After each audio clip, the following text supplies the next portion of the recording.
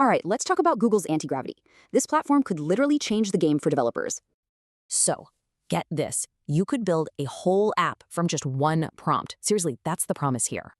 So how does it work? Well, it acts like an agent that plans, codes, and checks its own work. And this isn't just about a new tool, it's a whole new way of working for developers. So instead of coding line by line, your job shifts. You're now managing a team of AI agents. And you talk to these agents using something called artifacts. They're basically dynamic progress reports.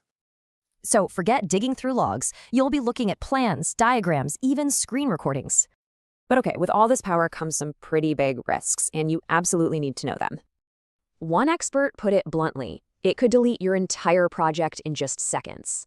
No joke. And security researchers are flagging huge issues, like prompt injection and even data theft. On top of that, a lot of early users are saying it just feels, well, unfinished and buggy. So with all that in mind, how do you use this safely? It all comes down to the workflow. Experts recommend some strict rules, like using sandboxes and making sure you approve any big commands. The best practice seems to be managing multiple agents, each with their own specialty, you know? These agents just work away in the background, sending stuff to your inbox for you to approve.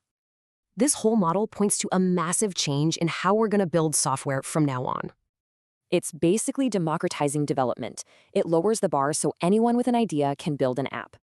Internally, Google is using this to create a powerful feedback loop to make its AI even better, fast.